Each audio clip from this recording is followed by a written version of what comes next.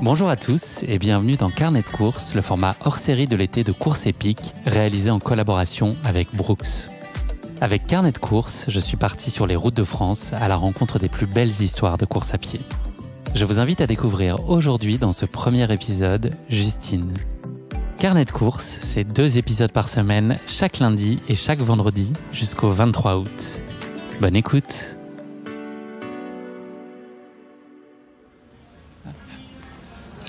Comment tu t'appelles? Samy. Alors, Samy, moi j'avais des questions. Enfin, dis-moi tout. on va pas dormir dedans. On va s'en servir pour se déplacer principalement. Ok. Comme on tourne pas mal de choses, les besoins principaux, ça va être de pouvoir nous charger en fait sur l'électricité. Donc j'ai vu qu'il y avait des prises qui étaient autonomes, c'est ça, si le système d'électricité n'était pas activé, et d'autres qu'il fallait en fait, brancher et recharger, c'est ça? Tu as tout compris. En fait, le véhicule a une batterie auxiliaire qui gère la partie habitacle. Okay. D'accord. Elle a une autonomie de 2-3 jours. Ça veut dire sans rouler, vous pouvez rester 2-3 jours en train de charger vos téléphones, vos tablettes, appareils photo, etc. Dès qu'on roule, la batterie se recharge automatiquement. Ok. D'accord. Le plein se refait assez vite ou, oui, tu sais? faut rouler 100 km à peu près. Ok. Ouais, une petite heure ou 2 heures au grand maximum, ça recharge la bloc. Ok, nickel. Alors là, en dessous du frein à main, regarde là. Ça, c'est la seule prise qui fonctionne sur 220 volts, sans brancher le véhicule. D'accord. Après, il y a des prises 12 volts qui sont derrière le siège. Il y a une prise secteur aussi derrière le siège, mais celle-ci ne fonctionne que quand le van est branché. D'accord. Donc si vous voulez utiliser du 220 volts, il faut utiliser celle-ci. Okay. Multiprise, c'est une mauvaise idée. Hein. Vous avez quoi comme appareil? Ça puise? Ça va être des ordis, globalement. Ouais. Bah, en vrai, essayez. La question. Faut pas que ça tire trop, sinon ça va vider rapidement la batterie. Ouais. Ok. Le jacuzzi, j'ai pas vu où il était. Il est là-haut. Il est au-dessus. Dans le rooftop. Ok. Et ça, les stores, c'est juste quand on les déploie, mais si on s'en sert, si on fait pas de stop comme ça, on n'a pas de raison de... Ouais, c'est pour... ça protège contre le soleil. Avant de manipuler le toit à chaque fois, avant d'ouvrir ou de fermer, il faut toujours aérer, ouvrir une porte ou une fenêtre. Donc là, on nous demande de vérifier qu'il y a assez d'espace là-haut. Ouais, bonne idée. Et il faut juste maintenir son doigt sur le bouton. Ok. Et ce qui est si sympa, quelqu'un c'est se que... comporte mal, il ira là-haut. Ce sera l'espace privatif, punitif. Pas mal, franchement.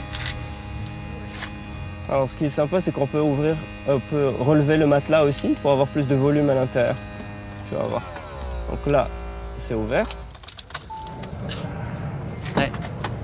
Il n'y a pas de subtilité sur l'essence là, non? Non. Le diesel est là, hein, il n'est pas derrière. Ah. Là-bas, c'est l'eau. Ah oui, ok. Surtout pas mettre du diesel derrière. c'est écrit. Hein. Ouais, je sais. L'enfer. Alors du coup, il faut la clé. Dégommer le voyage direct. Alors du coup, il faut mettre la clé, la tourner 2 fois. Tu viens là, tu tournes. Quand tu dis 2 fois, c'est... C'est en deuxième position. Regarde, tu mets la clé, première. Ok. Pas relevable. Ouvrir, donc ça gêne pas, c'est bon. D'accord. Ok. Par contre, les clés, faut pas les laisser à l'intérieur parce qu'il a tendance à se verrouiller tout seul. Donc faut faire gaffe à ça. Ok, ça c'est très bon point ça. Ok. Non, sur le reste, on va potasser le tuto quand on aura des besoins très spécifiques, mais là on a notre gros sujet, c'est ça, c'est l'électricité et le reste, on va y arriver. Hein. Je vous fais signer le contrat? Ouais. Parfait. Et donc restitution, c'est samedi 13h, hein, c'est ça? Vous êtes sûr jusqu'à 13h? Par contre, vous n'avez pas fait le final check sur votre téléphone. Alors, le final check, c'est un process pour vérifier que tout fonctionne à l'intérieur du véhicule. Ok, donc il faut que je refasse le tour de toute... Ok, ça marche. Vous voulez le faire? Allez-y. Oui, il faut... Ok. C'est important. Donc alors, attends. Donc, dans le fil rouge sur le bouton vert. Le fil rouge sur le bouton rouge, le fil vert sur le bouton vert. Donc ça, c'est l'eau, hein. C'est marqué dessus, Guillaume l'a lu, pas de conneries. C'est bon, j'en fous bien partout. Alors, a priori, soit le réservoir est plein déjà, soit... Non mais c'est quoi ce bordel? C'est bon. Ah putain, les soudoués font du camping. Là.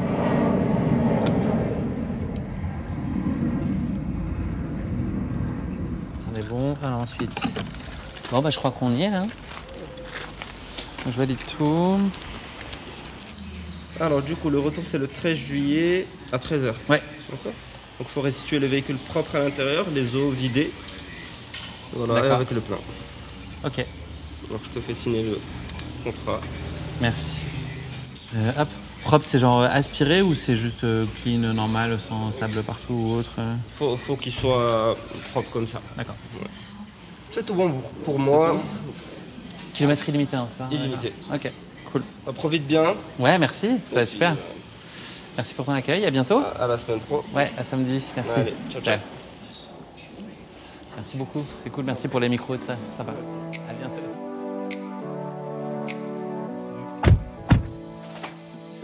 Bon, carnet de course, c'est parti, c'est le grand jour. On est lundi, là, il est un peu plus de 10h et on va commencer par se diriger dans Paris. Pour cette aventure-là, ce sera une rencontre avec Justine qui nous attend à 11h30. On a rendez-vous à côté de la Tour Eiffel pour cette première rencontre. Je tourne la clé, je crois que ça y est, on y est. Et j'ai réussi à démarrer du premier coup. Bien joué. J'ai appuyé sur le frein, bien joué. Allez, c'est parti. Je prends les paris sur le nombre de kilomètres qu'on va faire là. Evan. Alors, moi je dirais 1870. 1870, là il y a combien sur la semaine? 1950. Ah ouais, elle te challenge, elle se met juste à côté de toi là. Comme au juste prix. John, combien? 2500. Ah ouais, John il est ambitieux. Eh ben non, en fait c'était 2124. Ah! Ouais, désolé, je vous la prends là. Hop, et si on a moins, je ferai exprès des tours en plus et des kilomètres. C'est tout à fait bon pour la planète. Allez, let's go.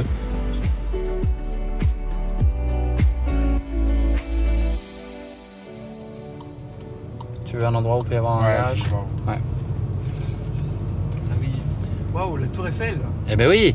Incroyable. Franchement, tu l'imaginais aussi grande? Non, c'est marrant, je me sens petit à côté. C'est pas mal comme quartier pour bosser quand même. Paris 7, on a fait pire. On est un peu en retard. Non, ça va. Ça va, hein. On est dans les temps. Franchement, on a bien géré la prise en main de la voiture. Ok, Bien, on arrive. Ouais, on a même dit en même temps, t'as vu? Ouais, à droite. Ok, on y est. On est en face de la Tour Eiffel, Paris 7. On a rendez-vous avec Justine. Là, on est en avance. J'aurais pas misé sur le fait qu'on puisse être une demi-heure avant le temps prévu avec la prise en main du van. Mais on y est. On fait l'install et on y va? Allez.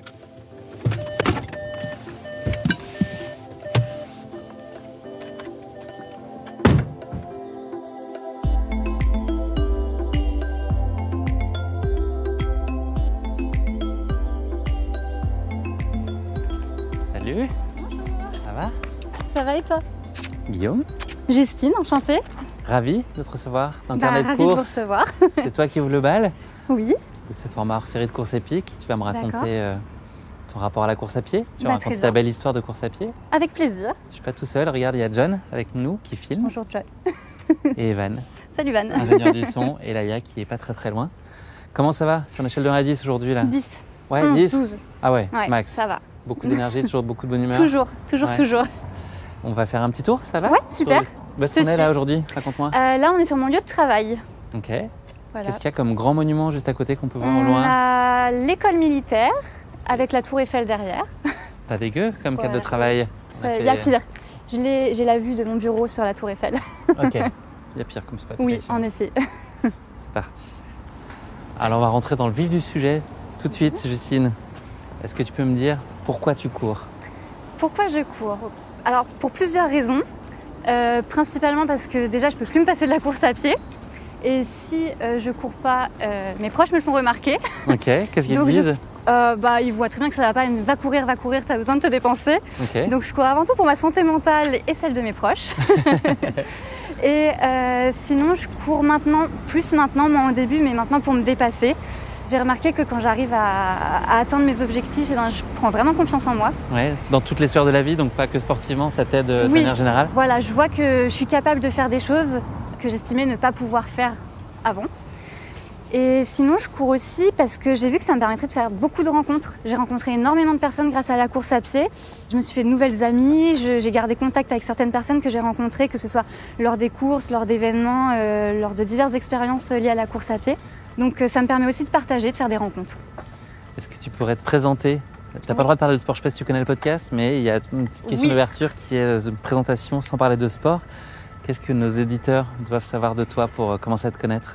Alors moi je suis Justine, j'ai 31 ans, je suis chargée de greffe dans une administration. J'avais pas prévu de faire ce métier-là. Au début je voulais être interprète. J'ai fait mes études pour et puis j'ai réalisé que finalement ça me plaisait pas. Donc j'ai arrêté au bout de la 4e année. Et puis une expérience menant une autre, je suis arrivée à cet emploi. Si je dois pas parler de sport, c'est compliqué parce que c'est vrai que je me définis beaucoup à travers le sport maintenant, mais je dirais que je suis plutôt de nature optimiste et joyeuse. J'essaye vraiment de toujours prendre la vie du bon côté. Et voilà, je pense que ça me correspond assez bien. Est-ce que tu as une passion secrète? J'ai pas de passion secrète. Ma seule passion, c'est celle pour laquelle on se rencontre. C'est la course à pied. Quand tu cours pas, qu'est-ce que tu aimes faire? Les copains, justement? Oui, je vois mes amis, ma famille, voilà. Je brode. Ah, pas mal. Attends, t'as failli pas nous le dire. J'ai failli pas le dire. Voilà. Tu brodes des chaussures de course, par exemple? Ça c'est vrai que je pourrais. Je pourrais les personnaliser. Deux passions qui se rencontrent. Des vêtements, des accessoires, voilà. Donc là, on est à côté de ton bureau. Oui, tout à fait. À Paris, dans le 7e. Est-ce que c'est un endroit à côté duquel tu aimes courir? Tu as un petit parcours fétiche? Alors, parcours fétiche, oui, en règle générale, sur mes pauses déjeuner, je vais courir. Combien de temps? Ça dépend. Là, je suis en prépa marathon, donc c'est au moins 1 heure pendant la pause déjeuner. Quand je ne suis pas en prépa, ça peut être plus court. Mais sinon, je vais souvent courir autour du Champ de Mars. Bon, là, c'est un peu compliqué en ce moment avec les installations. Les Jeux Olympiques, il y a 2-3 travaux, 2-3 aménagements. Sinon, en général, je vais au Champ de Mars ou les quais de Seine, parce que du coup, c'est pas très loin. Je suis derrière l'école militaire, donc c'est facilement accessible. Et parfois, je rejoins même des amis le midi pour aller courir sur la pause déjeuner. Est-ce que ça te dirait de m'emmener faire un petit tour sur ton parcours fétiche? Oui, bien sûr. Quelques minutes, on fait ça? On continue avec plaisir, parfait. Parfait.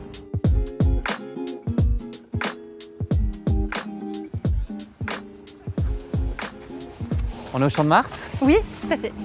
Ça ressemble, ce qui ressemble encore au Champ de Mars, parce qu'il y a eu pas mal de travaux là avec les Jeux Olympiques.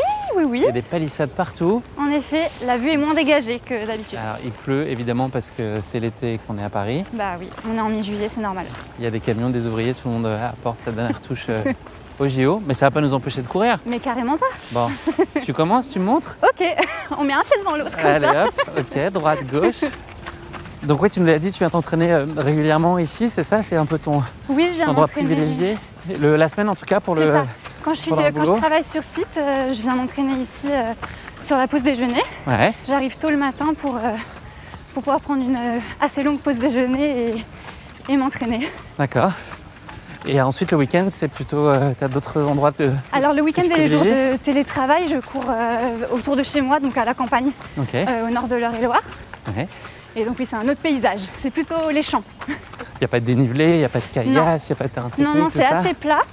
Donc c'est vrai que c'est assez compliqué pour s'entraîner avec le dénivelé. Ouais. Mais bon, toi t'es plutôt... c'est la route, c'est plutôt ça ton truc. C'est ça, je suis plutôt course sur route de toute manière. Est-ce que tu peux revenir un peu en arrière dans le temps? On va rembobiner ensemble. Oui. Et me raconter quelle place avait le sport dans ta vie quand tu étais plus jeune? Ah bah clairement, il n'avait aucune place. C'est-à-dire que j'exécrais le sport et je crois que le mot est encore faible. En fait, le sport, c'était la matière qui faisait descendre ma moyenne générale. Ok. Donc, raison de plus de la détester. C'est ça, tout à fait. Donc c'était un cercle vicieux. Déjà, j'aimais pas ça, mais en plus, comme ça faisait baisser ma moyenne générale, je ne l'aimais pas. Qu'est-ce qui faisait que tu aimais pas? Tu sais en fait, déjà, je viens pas d'une famille forcément sportive. Ouais. Et devenir tout rouge, transpirer, se faire du mal, je comprenais pas trop l'intérêt. Donc non, j'aimais vraiment pas ça. Quand on avait les cours d'endurance ou le cross, moi je me cachais autour du stade pendant que les autres faisaient des tours de stade pour éviter... On te voit, Justine, derrière le banc. Pour en faire le moins possible. Ouais. Et en fait, j'ai commencé... Et donc t'avais le ventre noué quand t'allais à l'école, quand il y avait les cours de sport? C'était presque traumatisant? Oui. Avant les cours de sport, dès qu'on rentrait dans les vestiaires... J'étais vraiment angoissée parce que j'aimais pas ça et je voulais pas en faire. Et ça s'est débloqué l'année du bac. Parce que j'en ai eu marre en fait, justement, que ce soit la seule matière qui fasse baisser ma moyenne générale. Donc je me suis dit, allez, tu bosses un peu pour au moins limiter les dégâts. Tu veux la mention au bac, alors tu travailles en sport. Il y avait des sports quand même qui te paraissaient plus envisageables que d'autres? On choisissait pas vrai. On a entendu le... J'ai pensé qu'après. Ah, c'est très bien. Il vient du cœur. Non, en fait, je me posais pas la question, on n'avait pas trop le choix de toute manière dans les sports. Donc juste, je m'étais mise à courir un petit peu pour limiter les dégâts et j'y mettais un peu plus de bonne volonté pour montrer aux profs que j'y mettais du mien. Et donc ta moyenne a été stratosphérique ensuite? Ah, j'ai eu la mention très bien au bac. Pas mal. Pas grâce au sport, mais ça t'a pas empêché de l'avoir en tout cas. Voilà, c'est ça. Et donc la course à pied, elle est arrivée un peu plus tard dans ta vie. Tu nous as parlé tout à l'heure là, en intro de ton expérience d'études où tu n'as pas trouvé exactement ce que tu cherchais, qui t'a fait... C'était en Belgique, je crois, donc, et tu es revenu ensuite en France. Donc je suis partie étudier à Bruxelles. J'ai fait mes études d'interprète et elles étaient assez stressantes. Pour moi, je donnais vraiment tout parce que je voulais vraiment atteindre mon objectif. Mais je pense que j'étais pas loin du burn-out. Donc j'ai décidé d'arrêter à la fin de la 4e année. C'était 5 ans les études. Ouais. Et en rentrant en France, j'ai eu besoin de me trouver un échappatoire un peu. Ouais. Et je sentais que mon corps réclamait de l'activité physique pour évacuer toutes les dernières ondes négatives que j'avais vécues. C'est la première fois que tu ressentais ça, là, ton appel du corps qui te demandait ça? Ah oui, clairement, il m'a jamais fait ressentir le besoin de bouger avant. Mais là, j'avais besoin d'extérioriser tout ce stress via l'activité physique. Et donc c'est là que je me suis mise à courir autour de chez moi parce que c'était ce qui était le plus simple. Je mets mes baskets et je vais courir autour de chez moi. Donc ça, c'était il y a 10 ans à peu près? Oui, c'est ça. 2014? C'était en 2014. Ouais. Donc c'était il y a 10 ans. Est-ce que tu espérais trouver, toi, dans la course à pied? Au début, tu savais c'était plus une expérimentation? Au début, je pas trouvé grand-chose. Je voulais juste me dépenser et faire un petit peu de sport pour pas m'empâter non plus. Et puis, ma mère, un jour, comme elle me voit courir, et déjà, pour ma famille, quand ils me voyaient courir 6 minutes, j'étais déjà une championne pour eux. Et ma mère voit dans un magazine qu'il existe une course qui s'appelle La Parisienne, qui fait 7 km. Et elle me montre l'article et elle me dit « Tu voudrais pas t'inscrire ?» Et je me suis inscrite. Et ça a été mon premier objectif en course à pied. Et ensuite, je me suis entraînée pour cette course. Donc c'était mon objectif. Et là, j'avais un but à atteindre. Donc c'était beaucoup plus facile aussi de se projeter. Combien de temps de préparation? Ça devait être... j'ai dû m'inscrire en juin pour septembre. D'accord. Et t'as trouvé ça difficile? Alors, je voyais ça comme une montagne à gravir pour moi qui courait 6 minutes max. Me dire il faut tenir 7 km, c'était impensable. Et puis... T'as été accompagnée ou t'as essayé de trouver des plans de ton côté? Non, à l'époque, c'était vraiment en plus la course à pied. À l'époque, c'était pas autant à la mode. Donc, non, j'étais vraiment toute seule. Je faisais un peu n'importe quoi. Hein. J'essayais juste de rajouter à chaque séance un petit peu de kilomètres. Ouais. Et le jour de fait que t'arrivais confiante le jour de la course? Ou t'avais des doutes sur tes capacités? Ah oui, j'avais des doutes. J'étais pas sûre parce que j'avais jamais fait 7 km avant le jour J. Et puis le jour J, on connaît les ambiances de course. Je suis arrivée sur la ligne de départ, j'ai été galvanisée. Tu courais seule? Je courais seule, oui. Okay. Oui. C'est mon père qui m'avait accompagnée. Donc j'avais quand même un supporter. Et pas le dernier à mon avis. Non. Donc du coup, j'ai vécu l'ambiance de la course incroyable. En plus, la Parisienne, c'est une course où vraiment tout le long, il y a des supporters, il y a de la musique, il y a des musiciens, des danseurs. Sport, ouais. Et une fois la ligne d'arrivée passée, je suis tombée amoureuse. J'ai eu un coup de foudre et je me suis dit... Tu ne t'as pas quitté depuis?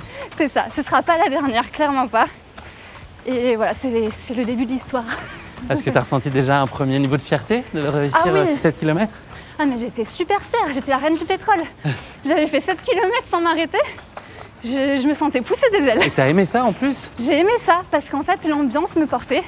J'étais pas juste chez moi au milieu des champs toute seule. J'étais avec d'autres personnes. En plus, pour commencer, j'étais qu'avec des femmes. C'est peut-être ça aussi qui m'a permis de me sentir à l'aise dès le début. Et non, bah voilà, ça a été tout de suite le coup de foudre. Et c'était important pour toi ensuite là, de continuer à revivre ces expériences avec un dossard et de rentrer dans cette logique de se définir des objectifs et peut-être essayer de se pousser un petit peu plus loin? C'est ça, à chaque fois j'ai voulu faire une course un peu plus longue. Donc après ça a été mon premier 10 km, mon premier Paris-Versailles, mon premier 20 km, mon premier semi-marathon. Et après mon premier semi-marathon, même si je ne l'avais jamais envisagé avant, bah là oui, la distance reine a commencé à me trotter dans la tête. Et une fois que c'est rentré dans ma tête, c'est jamais sorti. Et du coup, après premier marathon. Est-ce que tu es disciplinée dans tes préparations? Est-ce que tu arrives à te donner toutes les chances de succès pour atteindre ton objectif? Je suis super disciplinée parce que Par comme le quand passé, il pleut par exemple, là, comme maintenant. Bah voilà, ça m'empêche pas, clairement pas de courir, la pluie, ni le vent, ni la neige, ni la canicule. Et c'est surtout que je respecte à la lettre les plans parce que par le passé, ça me rassure et par le passé, je me suis blessée en ayant fait n'importe quoi. En 2019, ouais, une grosse blessure. C'est ça. Donc je me suis dit maintenant, sois sérieuse, il faut suivre quelque chose de logique et réfléchi. C'était quoi ta blessure? Alors je me suis fait une fracture de fatigue du bassin. Apparemment c'est très rare. Oui, j'allais dire, c'est collector ça quand même. Bah ouais, je fais pas les choses à moitié moi. On entend parler parfois au sacrum ou autre. C'est pas très loin? Non, c'est pas très loin, c'est la même zone. C'est plus rare, bravo. Et ça veut dire combien de temps de mise en pause? Et puis comment est-ce que toi t'as vécu cet arrêt forcé? Ah bah l'arrêt forcé a été hyper dur parce que pendant 3 mois j'ai pas du tout pu courir. Psychologiquement, je pense que par moments j'étais un peu sur les nerfs, un peu tendue. Ouais. Et en plus c'était la première vraie blessure que j'avais qui me forçait à m'arrêter si longtemps. Donc j'en voulais à la terre entière alors que j'étais la seule fautive. Et oui, au bout de 3 mois, j'ai pu après reprendre en alternant marche et course à pied. Pendant 1 mois et après j'ai pu recourir et là je me suis dit ah ça suffit les bêtises, on fait les choses bien et depuis je suis des plans d'entraînement. Donc là tu t'es projetée assez vite sur le marathon finalement? Bah en fait je me suis projetée sur le marathon parce que la première blessure je me la suis faite en prépa marathon. Ouais. Donc ça a été horrible pour moi de renoncer à ce rêve. Ouais. Et j'étais déjà réinscrite pour l'année d'après. Tu avais quand même expérimenté les semi-marathons? Oui. Là aussi ça s'était bien passé? Ça s'était super bien passé. Je pense que le semi c'est une de mes distances préférées du coup. Ouais. Parce que c'est celle où on peut faire un peu de vitesse sans se faire trop mal. Ouais. La bonne intensité, la bonne durée. Tout à fait. Et donc le marathon, raconte-moi ta première expérience sur marathon. Alors le marathon, il a fallu persévérer parce que première prépa marathon, fracture de fatigue du bassin. Deuxième marathon, Covid, annulation. Il y a comme une espèce de signe qu'il ne faut pas que tu cours de marathon. Bah là. franchement, je commençais à me poser des questions, mais bon, comme je suis vraiment persévérante, j'ai fini par quand même courir ce marathon à ma 3e prépa marathon. J'avais 203, évidemment. Ça. Et alors, ça a été assez compliqué parce que j'ai une colopathie fonctionnelle, qui fait que c'est une maladie chronique pas grave, mais qui provoque des problèmes de digestion. D'accord, ok. Et au bout du 30e kilomètre, mon estomac, il comprenait pas. Okay. Et il voulait plus. Tu donc savais j'ai dû marcher. Il allait se passer ça? Je savais que c'était possible. Après, comme c'était le premier, je savais pas comment vraiment j'allais réagir. Mais j'avais déjà eu ce genre de soucis sur sortie longue. Ouais. Bon bah ça n'a pas loupé. Donc au 30e, c'est apparu et là j'ai dû marcher. Et même si je suis allée au bout, dans ma tête, même si maintenant je sais que c'est pas vrai, mais j'avais du mal à me sentir marathonienne si je courais pas du début à la fin.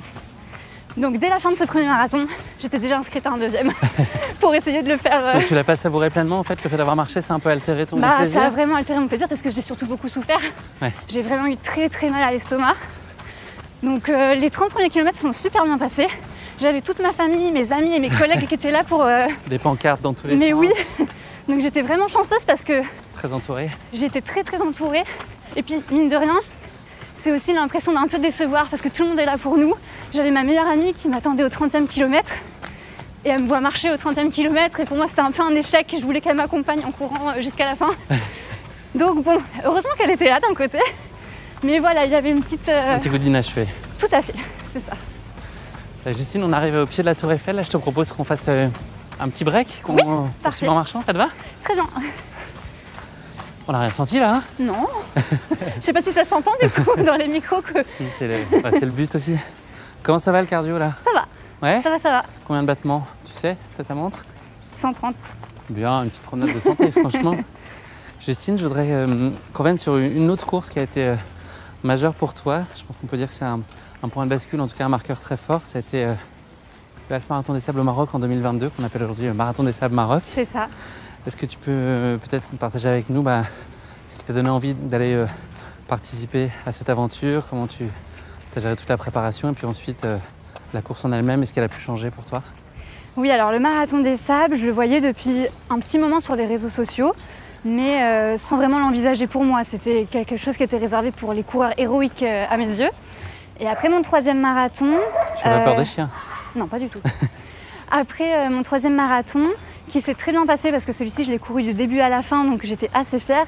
J'ai eu besoin d'un autre objectif et comme c'était déjà le 3e marathon, j'ai eu du mal à me reprojeter tout de suite sur un 4e marathon.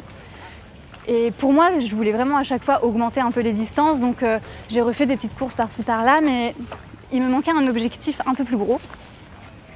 Et puis j'en parle à mes proches, surtout à mon père et mon copain, où tous les jours je leur montrais des vidéos du compte Insta du Marathon des Sables. Et puis ils finissent par me dire... Tous les jours, 8 fois par jour? Bah ouais, je pense, chacun. Donc 16 fois par jour, je montrais à quelqu'un des images. Et puis c'est eux qui à la fin ont fini par me dire, mais parce que c'est vrai qu'il y avait l'aspect financier aussi qui me bloquait un petit peu, puisque c'est quand même un investissement. Budget, mais c'était quelque chose que je voulais de toute manière faire. Et c'est eux qui m'ont un peu poussée en me disant même qu'ils m'aideraient, mais qu'il fallait que je me lance. Et bah, du coup, presque sur un coup de tête, je me suis inscrite du jour au lendemain. Il y a eu un point de bascule et j'ai fini par m'inscrire. Le marathon était en avril et je me suis inscrite, je crois, en mai. D'accord. Après mon 3e marathon, pour le Marathon des Sables du Maroc, le Half, en octobre. D'accord. Et donc la préparation, tu as réussi à mettre en place des choses particulières? Eh bien, c'était parfait parce que du coup, j'ai fait une prépa pendant l'été, ce qui était très bien pour s'acclimater à la chaleur. Donc là, j'ai pas suivi de plan spécifique. J'ai juste veillé à bien être progressive dans mon entraînement, à courir dans la chaleur et avec du poids aussi dans le dos. Progressivement, j'ai augmenté la charge. Parce que ton sac en course faisait 8 kg, hein, c'est ça? Oui, c'est ça. Il faisait 8 kg avec, peut-être même un peu plus avec l'eau. On me l'a fait remarquer quand je suis arrivée. Mais moi, je m'étais entraînée pour, donc j'étais pas forcément inquiète parce que j'arrivais à courir avec. J'ai vraiment fait en sorte d'être progressive et d'écouter mon corps parce que pour moi, il était hors de question de me blesser avant cette échéance. Tu prends du plaisir dans la préparation? Ah ouais, à fond.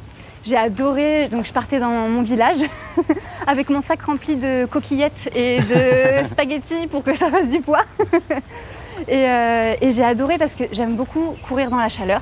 Et alors là, c'était les conditions parfaites parce que je savais qu'en plus, j'allais courir dans les mêmes conditions là-bas. Donc, et puis je savais pourquoi je le faisais. Je m'entraînais pour souffrir le moins possible là-bas, même si je savais que ça allait être dur. Et j'ai adoré chaque étape de la préparation. C'est un projet dans lequel tu es impliquée, donc il y avait ta famille, il y a aussi les collègues. Oui, mes collègues m'ont vraiment soutenue. Alors j'ai de la chance parce qu'on est une sacrée bonne équipe, on est très soudés. Et en fait, ils m'ont tellement encouragée, ils ont vu que c'était important pour moi.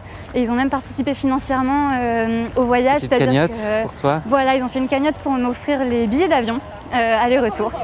Donc ils m'avaient fait la surprise, donc j'étais super touchée. De les embarquer avec moi aussi dans ce projet. Et après, je sentais vraiment une vague de soutien et je me suis dit, mais j'y vais en étant soutenue de tous les côtés. Donc, j'étais galvanisée. Déjà, aussi, oui. Et arrivé sur place, tu as été émerveillée tout de suite? Ça a été incroyable. Quand le bus nous a déposé... Déjà, c'est la première fois que j'allais au Maroc. Donc, j'ai déjà adoré le dépaysement. Et une fois arrivé au milieu du Sahara, quand le bus nous largue, parce que c'est un peu ça, il nous largue, on sort tous du bus et on arrive au milieu de nulle part, mais vraiment. Et là, mais c'était incroyable. Honnêtement, j'avais déjà les larmes qui me montaient aux yeux alors qu'on n'avait même pas commencé, que le départ était le lendemain. Et je savais déjà qu'on allait vivre quelque chose d'incroyable. Et tu as vécu quelque chose d'incroyable et sportivement, la course s'est très bien passée pour toi aussi? Alors, elle s'est très bien passée. Je pense que mon entraînement, même si c'était pas préparé avec un coach, le fait que je sois progressive et que je m'entraîne dans les bonnes conditions, ça m'a vraiment été utile le jour de la course. Les coquillettes dans le sac surtout? Et les coquillettes. Non, mais les coquillettes, je me suis habituée aux pâtes du coup. C'est surtout le sable.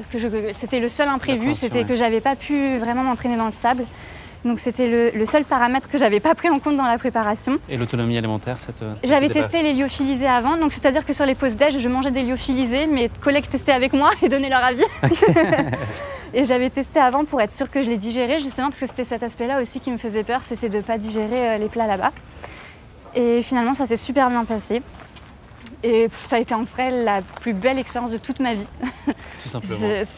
Mais même de dire ces mots-là, c'est pas assez par rapport à ce que j'ai ressenti. Donc là, on est au-delà du sportif. Même. On est au-delà du sportif. J'ai appris sur moi, j'ai appris à me recentrer sur les choses essentielles. J'ai vraiment pris confiance en moi. Je pense que je suis devenue une deuxième personne en rentrant du Half Marathon des Sables parce que j'ai vraiment eu un état d'esprit différent en fait.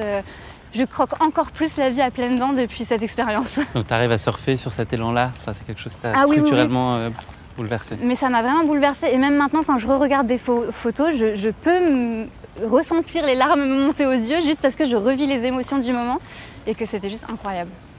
Est-ce que c'est facile après de se reconnecter au quotidien et puis peut-être sportivement d'aller chercher un autre défi? Alors ça a été très compliqué le retour parce que j'ai tellement, je disais toujours là-bas, qu'en fait on vivait une parenthèse enchantée. Et c'est vraiment ce que j'ai ressenti. Et le retour à la réalité, c'est-à-dire qu'on finissait, je crois, le vendredi. Moi, je suis rentrée lundi au travail. Ça a été super dur. Ça a été super. J'adore mon travail, j'adore mes collègues, j'adore Paris, mais ça a été super dur. Elle vous aime, Justine vous aime. Mais oui, bien sûr. Mais j'adore ma famille brutal. aussi. Mais ouais, ça a été super brutal parce que déjà, rien que la météo, c'est bête, hein, mais on part de 45 degrés dans le Sahara. On revient, il fait 20 degrés, il pleut, et encore 20 degrés, je suis gentille, il devait faire moins. Donc déjà, ça, c'était dur. Et puis, en fait, on vivait tellement quelque chose d'intense que de revenir au quotidien, ça a été assez compliqué. Et là, je me suis dit, il faut que je me retrouve un objectif parce que je sentais un blues post-half marathon des Sables et je voulais pas tomber là-dedans. Je voulais vraiment me remotiver assez rapidement pour un nouvel objectif. Qui est arrivé jusqu'à toi assez rapidement. Tout à fait, puisque j'avais candidaté pour participer au marathon de Paris encore, mais dans le cadre de l'équipe Compex, qui du coup m'avait sélectionnée. Et j'ai préparé le marathon avec eux et ils avaient constitué une équipe et on était plusieurs à le préparer avec la marque. Comment ça s'est passé ce marathon 2023 ? Et bien celui-là, c'est celui qui s'est le mieux passé en fait. C'est celui où... Où vas-tu t'arrêter ? Je sais pas, on verra. Pas de limite. Mais en tout cas, il s'est très bien passé. Oui, bon, on veut toujours améliorer son temps. Hein. De toute manière, je pense que quand on est coureur, c'est toujours un peu notre objectif. Mais ça est devenu de plus en plus au fur et à mesure de l'avancée de ta pratique. Oui. Est-ce que c'est des choses dont tu étais un peu éloignée et puis tu t'es prise au jeu progressivement quand même ? Au début, je me prenais pas la tête et je disais je cours pour le plaisir, ce qui était vrai. Hein. Mais plus j'ai avancé, plus je voyais aussi que je progressais et que j'étais capable de certaines choses. Et j'ai trouvé que des fois, se mettre un petit objectif, ça permettait de se repousser un peu dans ses retranchements et que ça me motivait encore plus dans l'entraînement. Et c'est ce qui me permettait aussi d'être disciplinée. Parce que quand on sait qu'on a une échéance, et on se dit non, faut pas que je loupe mes séances, je dois respecter le plan. Donc ce marathon 2023, un objectif de temps que tu as réussi à atteindre ? Oui, pas tout à fait parce que j'ai encore eu mes problèmes d'estomac qui m'ont pas mal embêtée. Même si j'arrive un peu mieux à les gérer, que je suis plus obligée de m'arrêter, c'est vrai que ça me fait quand même ralentir. Donc bon, mon objectif c'est encore, je sais que je retournerai sur marathon pour m'améliorer, pas pour le marathon pour tous d'août, parce qu'on nous a dit qu'il y avait beaucoup de dénivelé, donc je ne vais pas viser de temps, mais je pense que je reviendrai sur un autre marathon si un jour les tirages au sort me sont favorables sur un major. Oui, parce que là tu as fait beaucoup Paris, tu fais exclusivement Paris, c'est pas forcément un choix. Non, c'est surtout parce que je ne suis pas tirée au sort pour les autres marathons. Je pense que j'en suis à mon 8e tirage au sort pour Londres. Il faut persister là. Donc voilà, mais la persévérance c'est une de mes qualités, donc je ne perds pas espoir. Je pense qu'un jour ça paiera. Tu pourrais aller aussi sur des courses plus petites, tu vois, des marathons de plus petite envergure ou aller dans des courses. Ah oui, je pense que je pourrais aussi. J'ai jamais vraiment réfléchi, mais c'est vrai que ce que j'aime aussi, c'est quand il y a beaucoup d'ambiance, qu'on est porté par la foule. Donc pour l'instant, j'ai surtout réfléchi aux gros marathons, mais je pourrais également plus tard faire des plus petits marathons, en effet. Tu viens d'en parler là, il y a un objectif qui arrive dans un mois et demi à peu près ? Un mois maintenant. 8 juillet, ah ouais, c'est dans un mois. C'est le 10 août. 10 août, c'est le marathon pour tous, tu as la chance d'être sélectionné. Qu'est-ce que tu as comme attente pour ce marathon olympique ? Alors là, j'y vais vraiment pour profiter de l'ambiance JO. C'est une grande chance d'avoir pu être tirée au sort. J'y croyais plus parce que j'ai été tirée au sort assez tardivement. Peut-être pour expliquer, c'est en gros entre l'épreuve de marathon homme du samedi matin et l'épreuve marathon femme du dimanche matin, donc officielle avec les sélections nationales. Il y a un marathon qui est ouvert au grand public le samedi soir. Je crois qu'il y a 20 000 partants, si je ne dis pas de bêtises. Oui, c'est ça, 20 024, je crois. 20 024, oui, c'est ça, exactement. Je sais pas. Absolument. Enfin, voilà, c'est ça. Donc, tu as peut-être été la 20 024e. J'ai vu qu'il y en a qui ont été tirés au sort plus tardivement, mais quand même, j'ai fait partie des dernières. Donc, j'y croyais vraiment plus. Et quand j'ai reçu la nouvelle, c'était justement au travail. Alors, j'ai crié dans le couloir. J'étais comme une folle. Tes collègues se sont dit « Oh non, on va devoir faire une cagnotte ». C'est à Paris, donc là, ça devrait aller. Mais oui, en effet, là, j'y vais vraiment dans l'optique juste de profiter de l'ambiance Jeux Olympiques pour les amateurs. Je pense que c'est vraiment une chance d'y participer. Courir de nuit, ça te fait envie ? Parce que la course part à 21h. C'est vrai que j'ai pas l'habitude, mais pourquoi pas ? C'est notre expérience. Voilà, c'est une autre expérience. Et puis encore une fois, on sera nombreux, on ne sera pas tout seul. Donc non, c'est une expérience que je prends vraiment avec grand plaisir. Et bon, par contre, comme je disais, aucun objectif de temps parce que je sais que le dénivelé me fait un peu peur, on va pas se mentir. Mais non, c'est juste pour profiter. Tu vas préparer un petit peu le dénivelé justement, tu vas essayer ? J'ai un petit peu, j'ai essayé un peu de faire des côtes, j'en mets. Je ne sais pas si ça sera suffisant, mais on verra bien. Est-ce que tu as un rêve absolu de course ? Alors je rêve de refaire un half marathon, marathon des sables distance 520, ça c'est sûr, d'en refaire un. Je sais pas quelle destination et je sais pas quand, mais c'est sûr, dans ma tête c'est clair que j'en ferai un. Et à plus long terme, le marathon des sables. Le marathon des sables. Alors, si jamais mon copain entend cette phrase, il va faire des grands yeux. Pas tout de suite. Parce que bon, voilà. Mais oui, c'est sûr qu'à long terme, je me projette dessus à plus long terme. Est-ce que tu aurais un conseil à donner à quelqu'un qui hésite à se lancer dans la course à pied ou qui a peut-être un peu de mal à trouver la motivation ? Moi, il y a un message que j'essaye de faire passer au quotidien, c'est d'oser en fait. Il faut oser. Si quelque chose nous fait envie, il ne faut pas se poser 1000 questions. Il faut juste faire ce qu'on a envie de faire et se donner les moyens de le faire. Mais pour moi, tout est possible à qui ose et se donne les moyens. C'est vraiment ce que j'ai remarqué au fil du temps avec la pratique. Et ça nous permet de vivre des choses tellement incroyables. Et ce serait bête de passer à côté d'émotions de ce type juste parce qu'on se bride. Donc ton histoire, elle raconte ça, ton histoire de vie ? C'est ça. C'est toujours essayer de rester le plus positif, de voir la vie du bon côté et de se donner les moyens de faire ce qui nous fait envie pour vraiment profiter au maximum. Donc là, le syndrome de l'imposteur que tu as peut-être pu avoir, il est satellisé, il n'existe plus. Il a des petites récidives par moment, je dois avouer. Mais je me dis que non, quand même, j'ai déjà fait pas mal de choses et que mon corps est capable de plus que ce que je pensais. Qu'il suffit juste de faire aussi les choses sérieusement. Et oui, non, la course à pied, clairement, elle a vraiment diminué ce syndrome de l'imposteur que j'avais au début. Et je suis sûre qu'il disparaîtra un jour. C'est sûr, t'es parti pour, en tout cas, on sent avec ton optimisme et ta persévérance. C'est quoi le programme de ta fin de journée ? Programme de fin de journée, je vais retourner au travail et me mettre au travail et rentrer chez moi ensuite. Rien de très passionnant. Merci beaucoup, Justine. On va nous prendre la route de Fontenay-sous-Bois pour aller à la rencontre de Béatrice qui va aussi nous partager son histoire de course. J'ai hâte d'écouter. Ben oui, rendez-vous cet été et puis nous on part en trottinant, ça te va ? C'est parfait. Allez.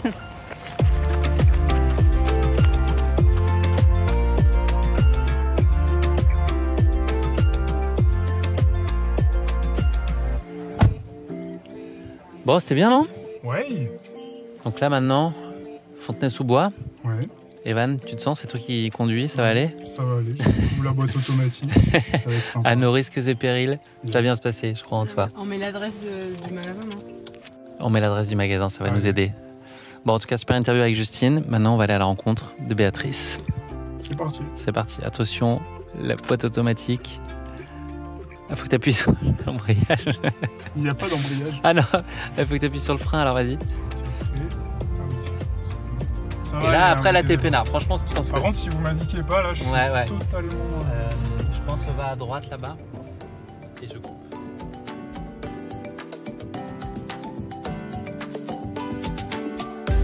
Merci d'avoir écouté cet épisode de Carnet de course, réalisé en collaboration avec Brooks. Je vous donne rendez-vous dans quelques jours pour découvrir un nouvel épisode de cette grande saga de l'été de course épique. Si vous avez aimé cet épisode, n'oubliez pas de vous abonner au podcast pour être sûr de ne manquer aucun épisode à venir. Vous pourrez également retrouver les meilleurs moments de Carnet de course en vidéo sur notre compte Instagram courseepique.podcast ou Brooks Running FR ou encore sur notre chaîne YouTube. À bientôt!